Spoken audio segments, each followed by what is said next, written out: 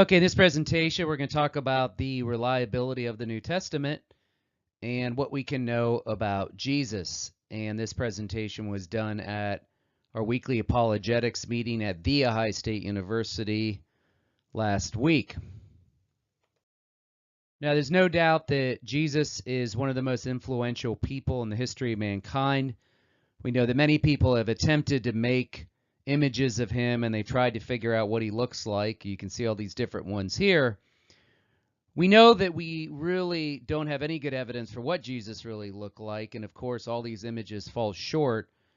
We simply don't know, and I'm sure that this will go on for the decades to come, but we need to remember that people want to try to make Jesus into their image or into a certain image, but it's probably just not possible. Now, when it comes to the existence of God, there are two different approaches to this. There's what's called natural theology and revealed theology, and many people sometimes get these confused, but in natural theology, this means that people can reason their way to God's existence. They can use philosophy or what's called metaphysical demonstration. That's where they can look in the world of nature, and this is done in the work of Edward Feser's book, 5 Proofs for God's Existence, and the Blackwell Companion to Natural Theology. So we can form some ideas about God through natural theology, but most people approach the existence of God through revealed theology or history, which is based on authoritarianism. And that means that God has revealed himself in history through a written text. Now, obviously, if some people do not think there is a God and you try to use the Bible or try to use historical revelation, that could be a challenge, because some people, maybe they just don't think God can speak through written text. They don't think there's a God to begin with. And so obviously you may have to back up and establish the existence of God. And also we have conflicting revelations, as we know.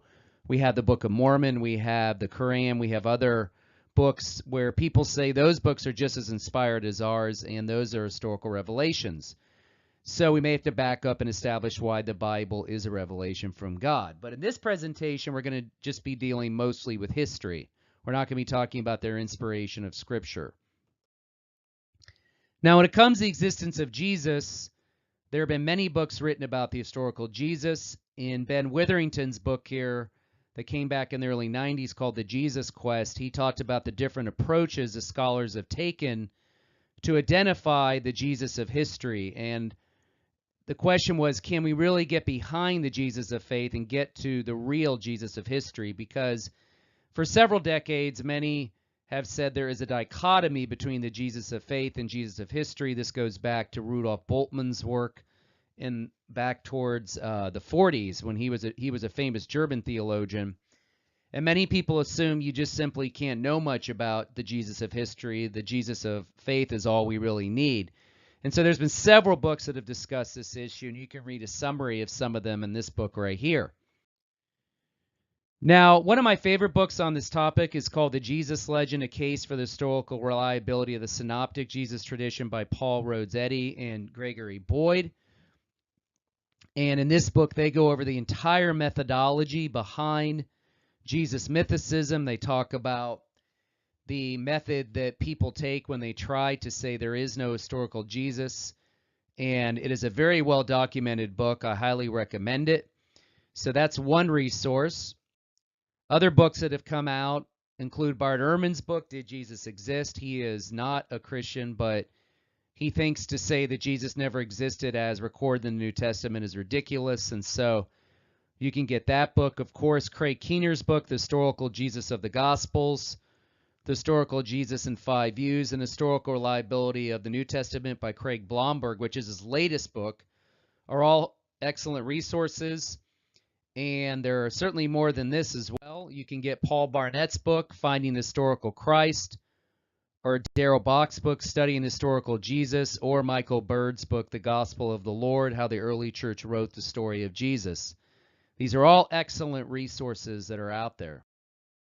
Craig Evans has written a couple books, Fabricating Jesus, and Jesus in His World, The Archaeological Evidence, and Reinventing Jesus is another good book. So These are good resources. And then on a popular level, of course, you have the Lee Strobel books, The Case for the Real Jesus and The Case for Christ. And then Richard Bauckham most recently released the second edition of Jesus and the Eyewitnesses, the Gospels as Eyewitness Testimony.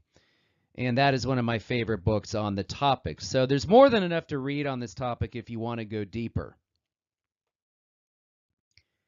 Now, Craig Evans says here that if the interpreter has found the proper context, his or her interpretation will be the better informed and more accurate for it. And he says becoming acquainted with Jesus' Jewish context is a must for sound exegesis, finding it brings us much closer to the Jesus of history and of faith.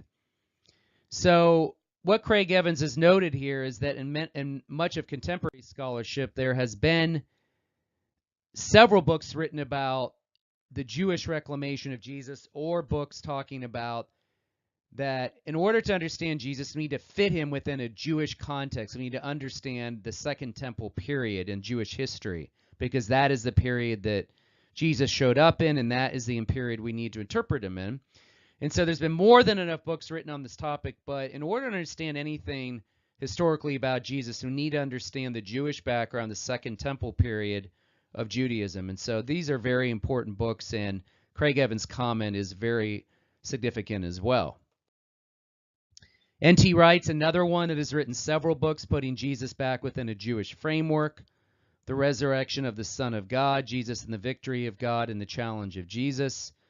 All these books are really putting Jesus back within a Jewish framework, and so they're very helpful.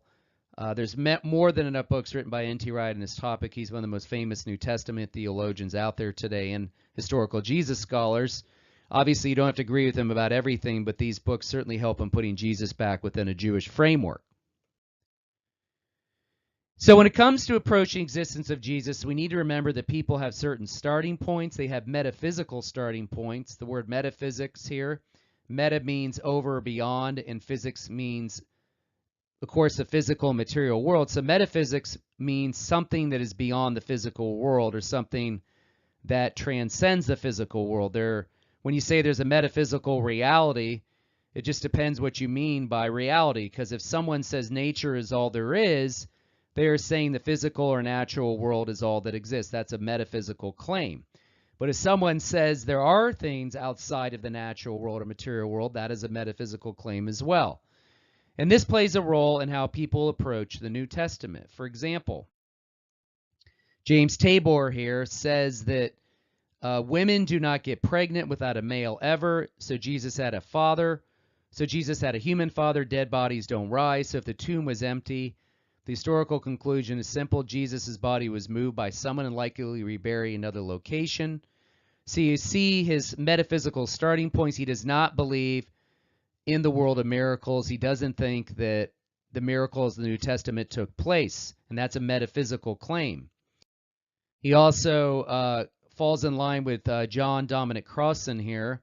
He used to be with the Jesus Seminar, and he said here, similar claim, he says a person has the right to say that I by faith believe that God has intervened in the resurrection event, but that's a theological presupposition of mine that God does not operate in that way. So we see his metaphysical starting points as well, and so he rejects the fact that God had intervened through the resurrection. And so you see both of these scholars in their metaphysical starting points. So that plays a huge role in how we approach the New Testament. And we see the circular argument against miracles. For some people, they don't think miracles occur because nature is uniform, and so they reject any miracle reports because there's no way that nature can be changed in a way or tampered with. And this goes back to David Hume's arguments and Spinoza's arguments, which have been responded to over and over. And then we see here miracles in the New Testament. Many books have been written to defend the role of miracles in philosophy and in history. Any of these books are excellent resources. All these books are great resources. The one on the far right, Hume's Abject Failure, is a great book because obviously David Hume has had a huge impact on the way people view the world of miracles. And so I highly recommend any of these books if you want to go deeper on the topic.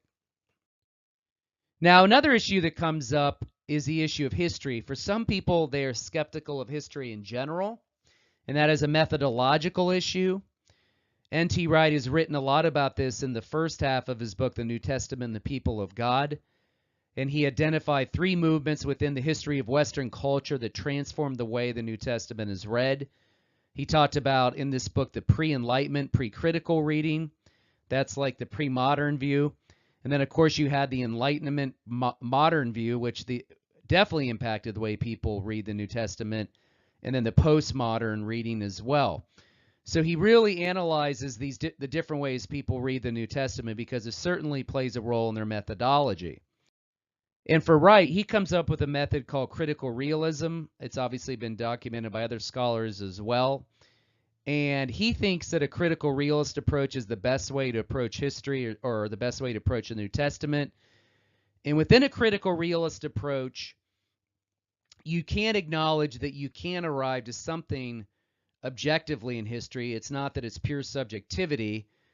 It's certainly not leading to pure neutrality, but he also agrees, Wright would say that within critical realism, everybody has a worldview and nobody is 100% objective or neutral. And he's saying that our community's background and cultural biases do play a bit of a role when we approach history. It's just part of who we are. But he's not saying you cannot arrive to any objectivity. He's not falling into the hyper-postmodernism trap.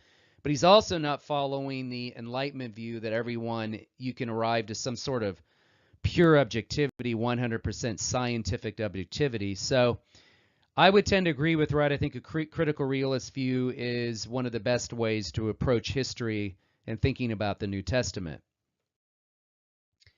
Now, when it comes to asking what do we mean by the New Testament being historically reliable, there are different approaches to this. Of course, you have to define what we mean by historically reliable because it encompasses so many things. On the far left side here, we see, of course, historical reliability can be textual reliability, and that deals with whether the New Testament's been transmitted accurately. There's what's called textual criticism, and that's where we look at the original manuscripts and we compare them to different variant readings.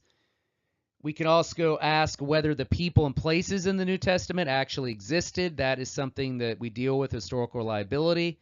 We could talk about the events in the New Testament. Did they actually happen, the miraculous events? That has to deal with philosophy as well, as I just talked about, metaphysics. And then on the far right side, of course, we deal with the problem of historical knowledge, because for some people, they will say, well, I just can't know what happened because I wasn't there. They want direct evidence. Obviously, that's unattainable in antiquity. And many events in science in the past, people weren't there to see as well. So we have to build a circumstantial, evidential case for what we can know about Jesus. Then, of course, people have the dichotomy between the Jesus of faith and Jesus of history. And they wonder if history is really knowable, which we just talked about in the critical realist approach. And then we have the theology-history divide, where people think theology invokes God and doesn't give us any historical knowledge. That's a methodological issue. And then, of course, how do we know the past? We use induction. Induction can only offer high probability of probable support. You don't get absolute certainty. And, of course, when we're talking about the reliability of the New Testament, we have to deal with testimonial knowledge because we're relying on the witnesses in the New Testament to tell us the truth. And then finally, we deal with historical causation, which deals with cause and effect relationships. We ask, what is the best explanation for what caused the early Jesus movement to start and maintain its following? And we talk about different factors that led to the birth of the Jesus movement. Now, let's remember Michael Bird's quote here. It's very important. He says, what is more, when we say that the Gospels are historically reliable, we do not mean that they were intended to be judged by standards of modern historiography, or that they are ancient equivalent of what would have been like to follow Jesus around with a hidden video camera. They are historically rooted in the memories of the earliest eyewitnesses. And that's very important because we don't want to put a 21st century standard on the ancient gospel or the ancient world or the Gospels. We want to use their approach and go by the standards of history that they were appealing to. And it's not that they're unreliable. We just have to remember we don't want to put an expectation on the New Testament that is unattainable. So let's talk a little bit quickly about some of the textual reliability issues. When it comes to the reliability of the New Testament documents, Many of us have seen this chart. Of course, we have more manuscript evidence for the New Testament in many things in antiquity, and of course you have a shorter time frame for the first manuscript we have. No, we don't have the original manuscripts. We have copies, of course, and that's when we talk about the copies, we look to see what the earliest manuscripts are, and we compare the different manuscripts. Obviously, we have a shorter time frame compared to other things in antiquity. We have more manuscripts. We have, as far as good, we have through the role of textual criticism, we can establish that those manuscripts have been copied accurately, and that is done through people that have the expertise in textual criticism. For example, we can look at the original manuscripts. There's certain things where we will find certain words missing or letters misspelled or things like that, but we certainly can make out the actual sentence or the meaning comes through. And that is just an example here. If you look at certain sentences, I'm using this in a general sense. Obviously, you will find scribal, misspellings, or you might find a word missing or a letter missing, but you still can make out the full meaning of the sentence. Now, if you want to go deeper on the issue of textual criticism, there's many resources out there. For example, D.A. Carson says here, he says of the 22,000 lines of the New Testament, only 40 are contested, about 400 words. The rest are given over a 99.5 transmission accuracy rate. And as he says, the quote that the Bible's been translated and recopied so many times is really uninformed.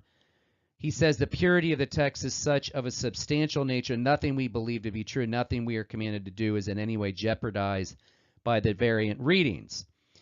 And as I said, if you want to go deeper on textual criticism, you can get Daniel Wallace's book here, Revisiting the Corruption of the New Testament. You can get his book and a dialogue he had with Bart Ehrman called The Reliability of the New Testament. You can get Phil Comfort's book, Encountering the Manuscripts, an Introduction to Textual Criticism. I obviously don't have the time to go over more about this, but that's just a general intro, and so you can go deeper on that topic in those books as well. Now, obviously, in the time of Jesus, we know that they did not have access to video cameras. They did not have the internet. They did not have texting or phone. They did not have television. And so we don't want to put this expectation on them and say, well, I wasn't there to video it. I didn't see it directly. As I said, that's the need for direct evidence, which simply isn't attainable. And so, as I said, we have to differentiate between direct evidence and circumstantial evidence. Both are admitted into a court of law today. In cold case investigations, we know that detectives show up to a murder crime scene. They weren't there to see the murder. They have to build their circumstantial case.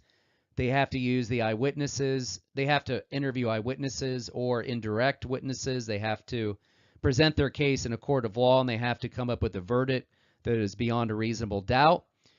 And so we don't want to obviously put this expectation on the text for direct evidence. It simply is unattainable.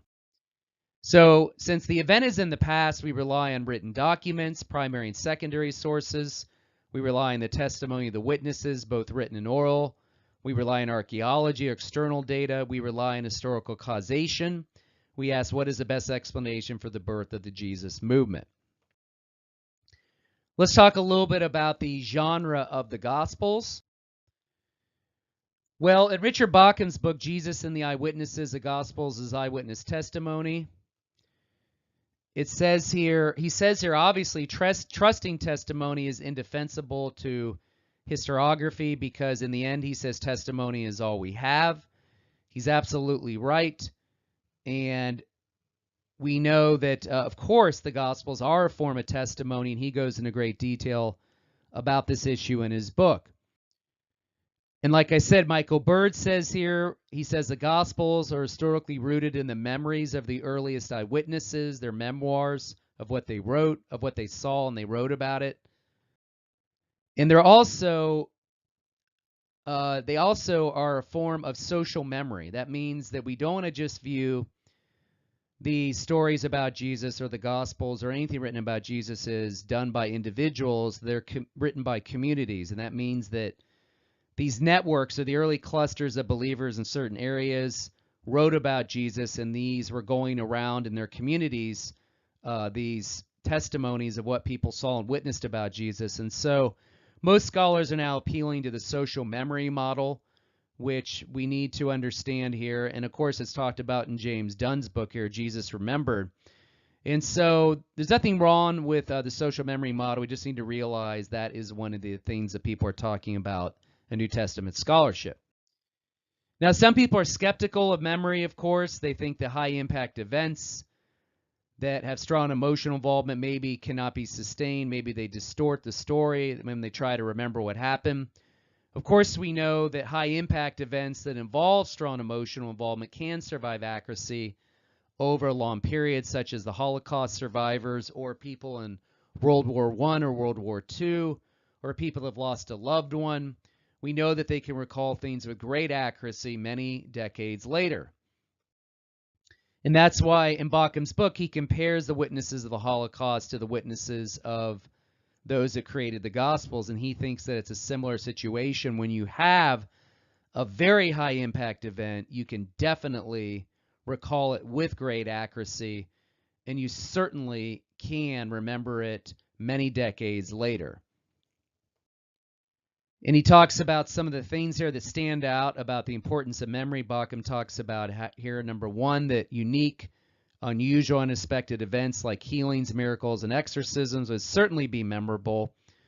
Events that are personally important and relevant tend to help with long-term memory. Of course, number three here, events in which one's emotionally involved are memorable, and being a participant in great opposition or struggle will lead to memory working at a greater in a greater capacity. Think of the Holocaust victims trying to survive.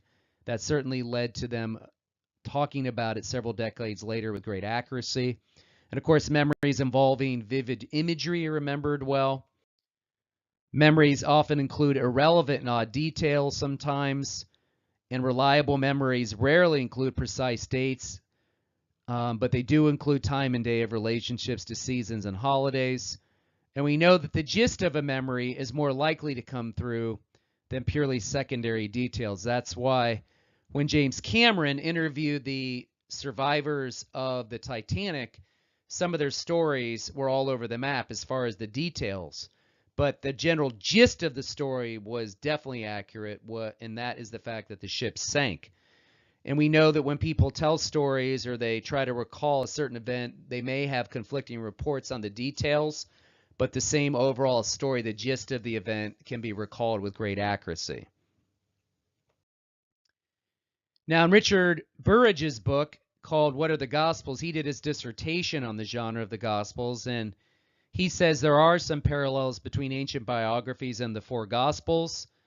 He says an ancient biography can be broken down to three main parts: the birth, public life, and death of a person, with the bulk of the book being devoted to the subject's public career. And he talks about some of the similarities here. He talks about the lives, the bios of a single person, the ancient biographies. He said that in the ancient world, ancient biographies focus on the life of a single person, whether it be Josephus or Alexander the Great or Nero or Jesus. And as I just said, an ancient biography can be broken down to three main parts: the birth, public life, and death of a person.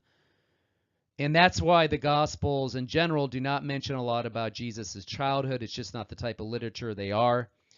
And remember, as Burridge says here, they're not strictly a chronological account of a person's life. In fact, they can be arranged topically or thematically. And he talks here about Mark, having been Peter's interpreter, wrote down accurately everything he remembered, though not in order of the things either said or done by Jesus.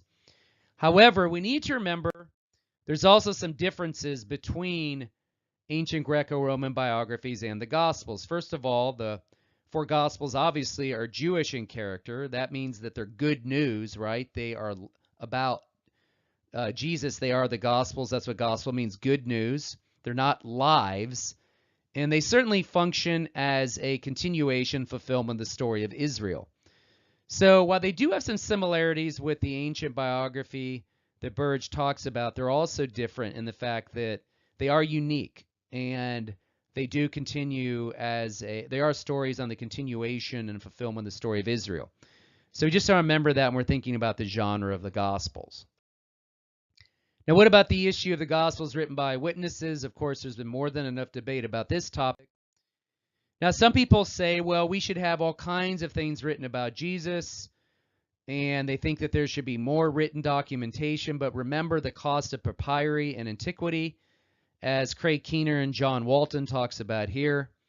They say here writing material was expensive. For example, a copy of the Gospel of Mark may have required the equivalent early 21st century buying power of $1,000 to $2,000 in US dollars. Works as large as these were major literary undertakings requiring so much papyri that in terms of early 21st century buying power, the larger Gospels may have been worth thousands of dollars of US dollars normally. In antiquity, readers knew who produced such major works, whether by information on the outside of the scroll or by knowledge circulated only by word of mouth. In a work of this size, speaking of the Gospels, authorship would be one of the last details forgotten. And we'll talk about why the Gospel authors don't have their names on them as we go further here. We also deal sometimes with the hearsay objection. People think, well, you can't cross-examine any of the witnesses today. They wouldn't be admissible in a court of law because they've died a long time ago. And therefore, we can't really know what happened because we can't cross-examine them today. There's a guy that wrote a book called Divinity of Doubt. He was a criminal prosecutor, and he talks about this issue. He says here the hearsay clause would exclude the Gospels as legitimate testimony. Unfortunately, this is not true at all, and to the extent it's a ridiculous argument, because, of course, in 100 years after this author had written this book, there wouldn't be any living witnesses who can testify about this author or his own career. And so the hearsay objection doesn't work because, anything in antiquity is gone and the ancient eyewitnesses are dead. That applies not just to the Gospels, but for anything. And even if you go back 200 years ago or 150 years ago or even further, we know that witnesses die, and just because you can't cross-examine them doesn't mean you can't know what happened. Of course, we have to go by the written evidence, what they wrote down. We know many of the Holocaust survivors are dying out. There's hardly any left, but that doesn't mean we can't trust their written testimony. So the hearsay evidence charge is pretty ridiculous. Now remember, it comes to eyewitness testimony. We have what's called a primary source and a secondary source. When it comes to primary sources, that is the testimony of a direct eyewitness. They must be a contemporary of the events, or they might have seen the events themselves or lived in that time period, of course. And then a secondary source is a testimony of someone who is a contemporary, meaning they could have lived at that time period, but they did not directly witness the events or participate in them. But they get their information from the direct eyewitness or the primary source. And we'll talk about this as we go on. And that's why with Richard Bauckham's work, he talks about the Greek word for eyewitness is where we get the word autopsy from. He talks about how in the Gospels we have a form of direct autopsy and indirect autopsy. The direct eyewitness is somebody that participated in the events, and an indirect witness would be somebody who sought out direct witnesses who did participate in the events. So the indirect witnesses certainly did not participate firsthand, but they seek out direct witnesses and they interviewed them to get the information that they wrote about. For example, we have Mark's gospel. Obviously, there's good evidence that Mark relied upon Peter as his primary witness, so Mark would be a form of indirect autopsy. And we know that he mentions Simon about 7 times and Peter 19 times. And we know that through the external evidence that all the early church leaders did refer to Peter as Mark's eyewitness. And so there's pretty good evidence that Mark used Peter as his primary eyewitness to get his information. Luke is another example of somebody that was not a direct eyewitness, or he was not a form of direct autopsy. We know that he says here, since many have undertaken to compile a narrative, the events have been fulfilled among us, just as those who were eyewitnesses from the beginning and ministers of the word have handed them down to us. I too have decided, after investigating everything accurately anew, to write it down in an orderly sequence for you, most excellent Theophilus, so that you may realize the certainty of the teachings you've received. And we see here, of course, Luke did not, he was not a direct eyewitness, as I said. Now, it's interesting to contrast Luke and Josephus. Josephus says here, and for the history of the war, I wrote it as having been an actor myself in many of the transactions. An eyewitness, he's a direct participant in the greatest part of the rest, and was not unacquainted with anything whatsoever that was either said, done in it. So we see the contrast between Luke and Josephus. Josephus is a direct eyewitness. And then Luke, of course, researched those who were the direct eyewitnesses. It says he got his information from those primary sources, or the direct eyewitnesses. But does it really matter that Luke was not a direct eyewitness? Well, if you look at Luke's gospel, we know that he confirms many things that have been confirmed. He mentions 32 countries, 44 cities, and 9 islands without air. He is an excellent historian on many accounts. Obviously, there's been objections to him that have been answered. I don't have time to go over them. But the point is, just because Luke is not a direct eyewitness, it does not mean we cannot trust what he wrote. And so obviously he did have a good working knowledge of what was going on at that time period through those he interviewed. Now, what about John as an eyewitness? Well, the internal evidence for John, of course, that he was acquainted with the Jewish feasts, such as Passover and the Feast of Tabernacles and Hanukkah, and of course, Jewish customs. We know that the fourth gospel itself, John's gospel, indicates that he was an apostle, one of the 12 disciples, that he was the son of Zebedee, and he was associated as a beloved disciple that accompanies Peter. Now, as far as objections to this issue, we know that some people think there is a conflict between the anonymous disciple in John 1:35-39, the beloved disciple in John 21, 1-7, and John 20 John 20-23. And we know that some people ask whether John the apostle and beloved disciple are the same person, and some people think it's arrogant for John to say he's the most beloved disciple, because that may mean he's discrediting himself. It shows some bias. Richard Bauckham, in his book, The Testimony of the Beloved Disciple, argues that the authorship by the son of Zebedee, and he actually authors that it may be another church leader named John that is the actual author of John, but there has been arguments against Bauckham's view. You can read that blog link here. I left here to talk about why they think Bauckham is wrong about John's authorship. But I think there's good internal evidence and external evidence as well that John is the actual author and he is an eyewitness, and that he is the son of Zebedee. So you can go deeper on that link there. John's gospel certainly displays a good knowledge of Israeli geography and customs, as I just mentioned. He also mentions 59 historically confirmed, historically eyewitness details.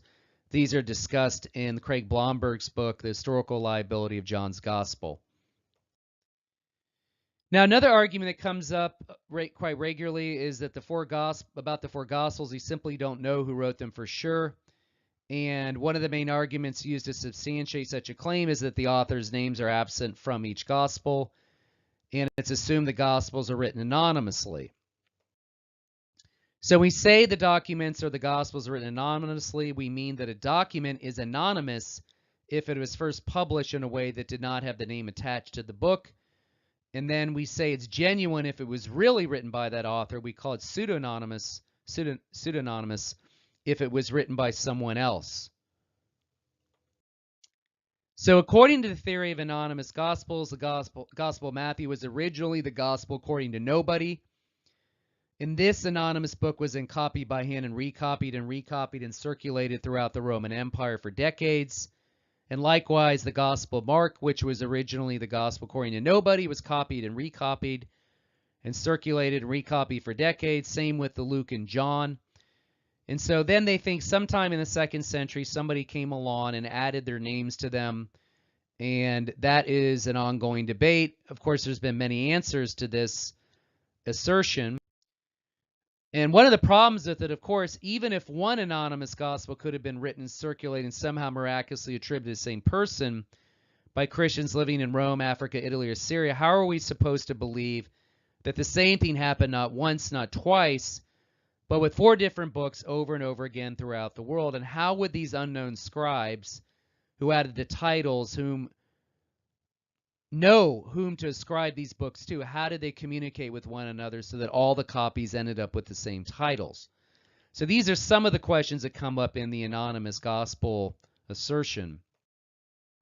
Another problem with it is, of course, is that perhaps the biggest problem is that we have no anonymous copies, and all the manuscript evidence we have show the 2nd century on, that all the Gospels are attributed to Matthew, Mark, Luke, and John.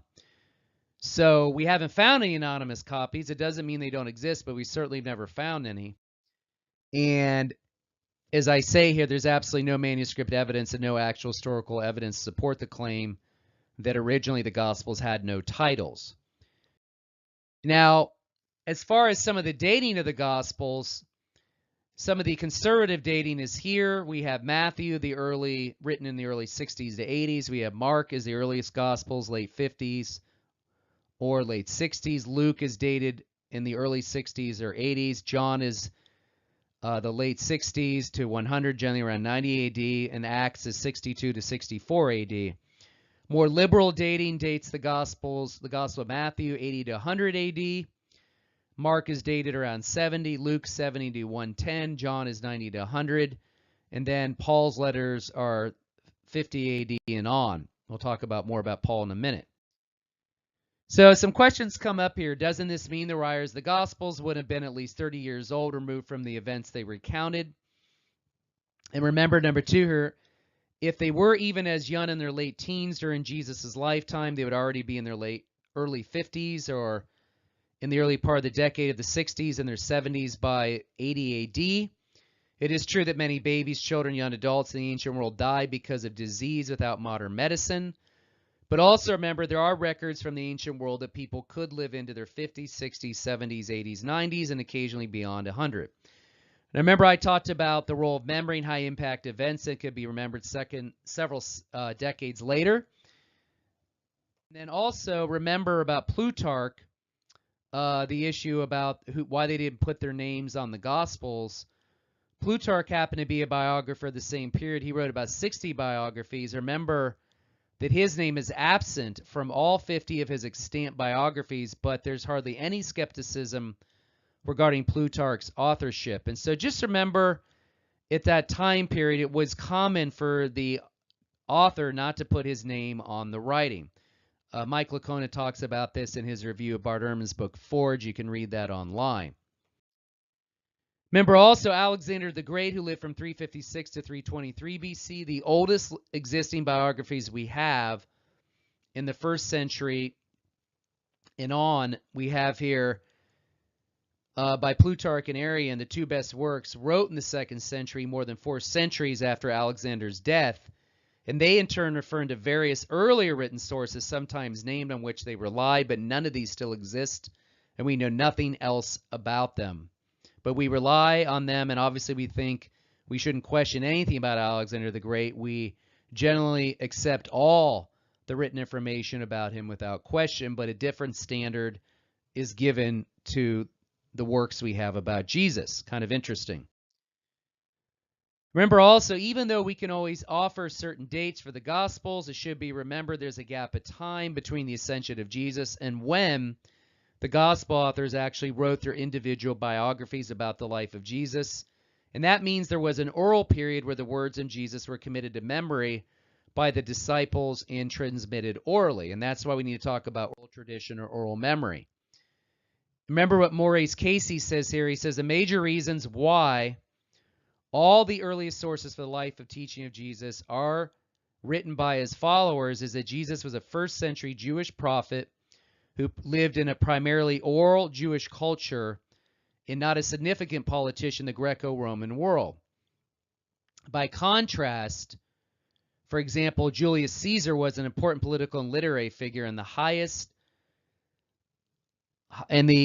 highly literate culture of the Romans. It's therefore natural he should have written literary works which have survived, and the other surviving literary sources have been written about him. So when it comes to oral tradition or orality, remember in the Jewish world, they had a large emphasis on the synagogue, the home, and the elementary school. We know that Jewish people had to recount large quantities of information. They had to memorize a tremendous amount of the Jewish scriptures or the Old Testament or the Tanakh, which is far greater than the Gospels themselves. We know that since over 90% of Jesus' teaching was poetic, this would make it simple to memorize. In the rabbinic tradition or in the oral tradition culture, disciples are taught to memorize, repeat, and recite their master's teaching. That is what happens in a disciple-rabbi relationship, and they were rewarded for doing so. So remember these definitions. Oral tradition is that which is passed down from one generation to another, persists over a number of generations, whereas oral history is what you get when you ask the eyewitness or those who have informed within living memory their recollections. And so there is definitely an oral history before the written history, and there's a bit of a relationship between the oral history and the written history.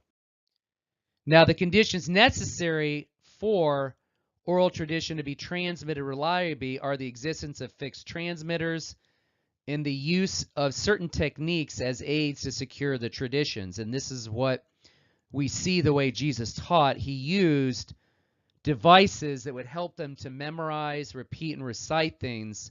And so those are all in place, and there's no reason why the early followers of Jesus could not remember and recite what he taught them.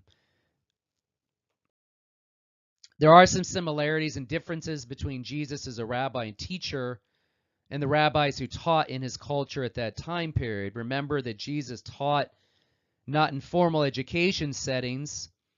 His delivery system was face-to-face and oral. He also modeled how to live more than he said, just do this or don't do that. He would teach something and then say, go do it. That's how you would remember it. His teachings were created orally and transmitted orally. He was a passionate guardian of the Torah of the Old Testament law. He explained and expanded on the Torah itself or the Old Testament law. His actions could attain the status of commandments in the minds of his followers. Of course, God's truth was incarnate in Jesus. He wrote nothing. It was sufficient for their oral text to remain oral. Of course, number 10 here, the oral origins of the Gospels are evident within the Gospels.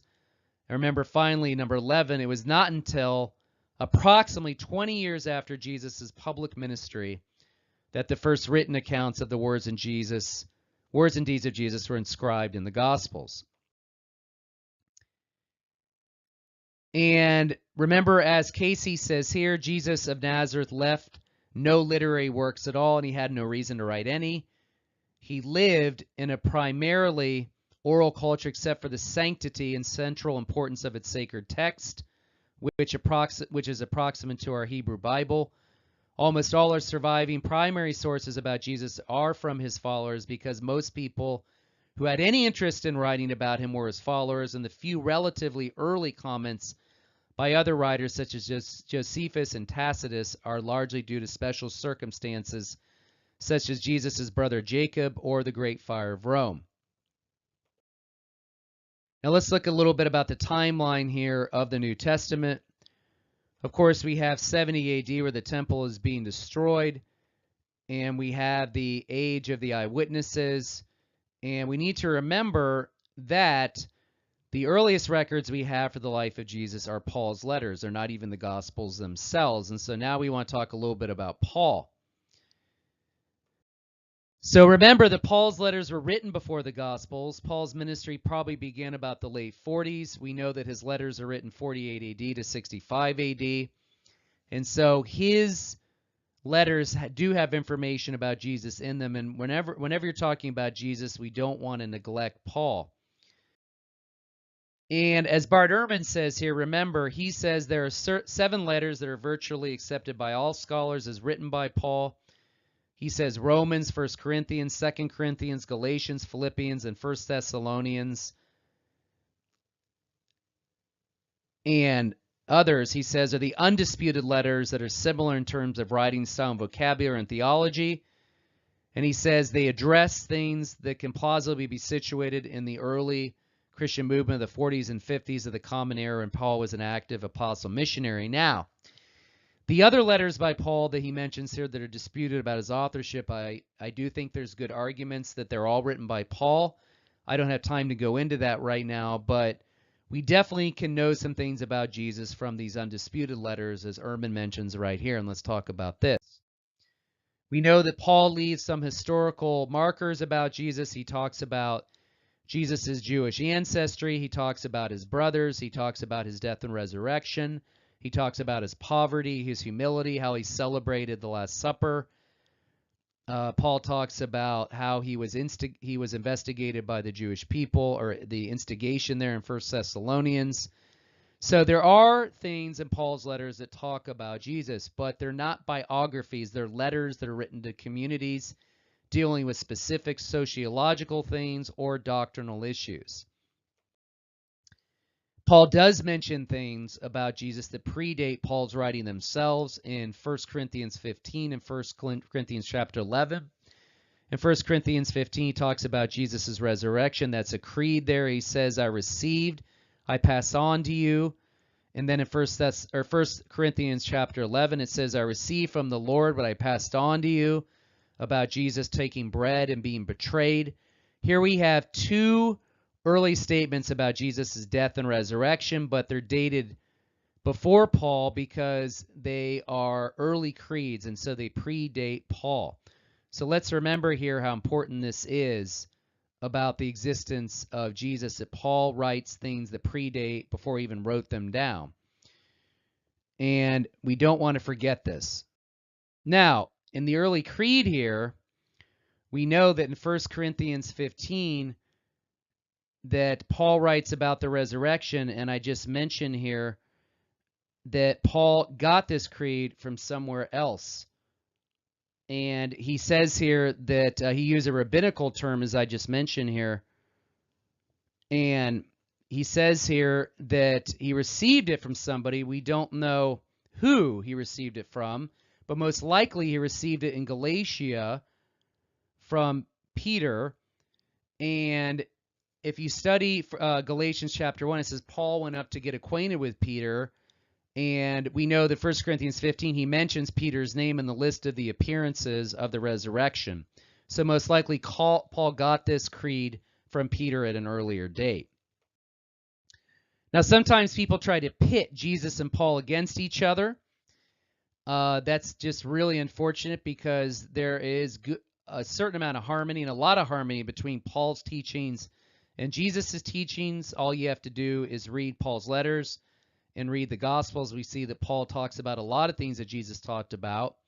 So a lot of Muslims and other people try to pit them against each other, but that's just ridiculous. And then another thing that comes up, of course, is that Paul maybe received his knowledge about Jesus only through divine revelation, because we see in Galatians 1 that Paul received this information through a direct revelation of Jesus. And then in 1 Corinthians 15, it talks about how he received this information about Jesus through receiving it from somebody else, as I just mentioned. And the same word is received there, but we need to remember in 1 Corinthians 15, Paul is receiving the doctrinal content of Jesus' death and resurrection because he mentions the appearances of Jesus to the disciples, and he talks about the post-resurrection appearances. So, yes, he uses the same word receive, but there's a difference there between his personal revelation and the doctrinal content of what he receives in 1 Corinthians 15.